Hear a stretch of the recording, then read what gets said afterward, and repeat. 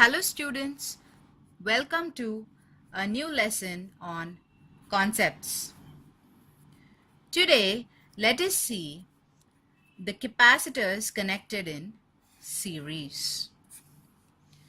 So let me draw two capacitors C1 and C2. Let me provide a voltage of V to them, and the current that is flowing through C1 and C2, let me take them as I1 and I2, but we know that the current is going to remain the same for a series circuit, so I can simply call it I.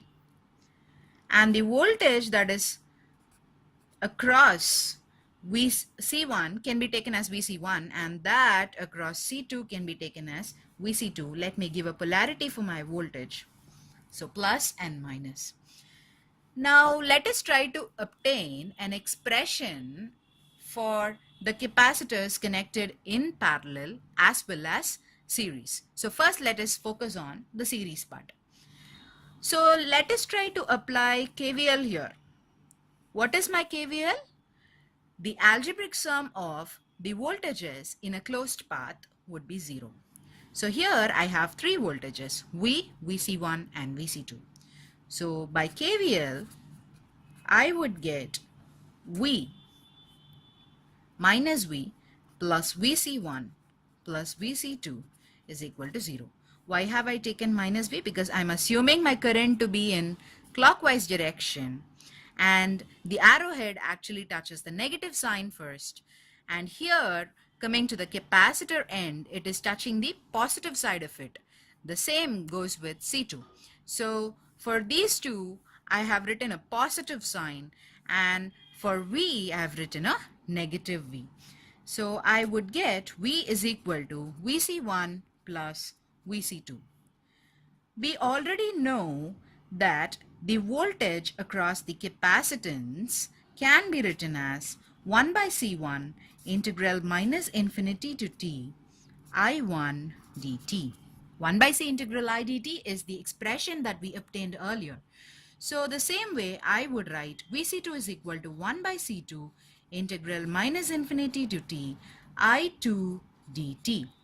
And I1 and I2 are same as I. So I can simply write 1 by C1 integral minus infinity to t I dt. The same way 1 by C2 integral minus infinity to t I dt.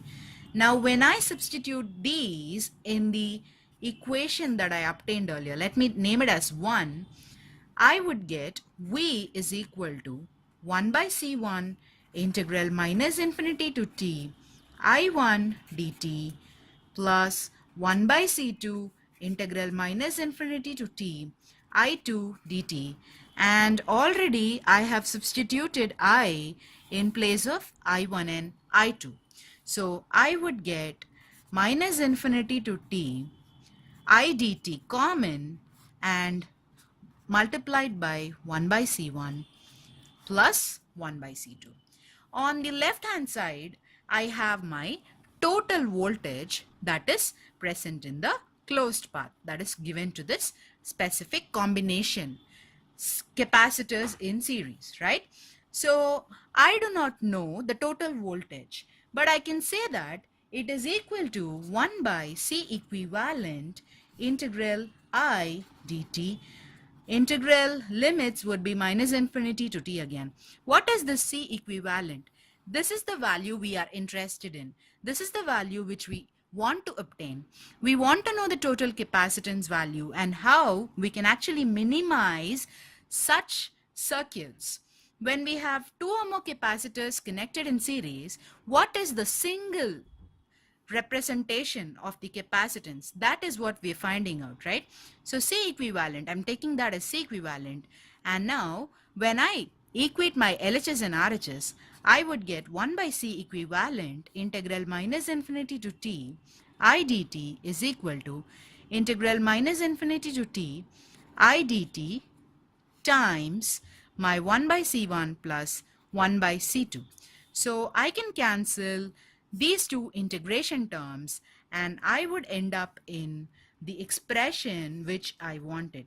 1 by C equivalent is equal to 1 by C1 plus 1 by C2.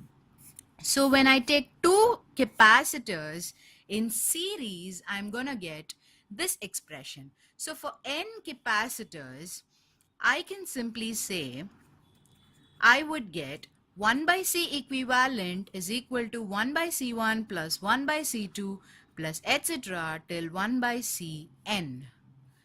So this is the single representation of capacitors connected in series. So when you have a group of capacitors connected in series, you can simply represent them with the value of 1 by C equivalent.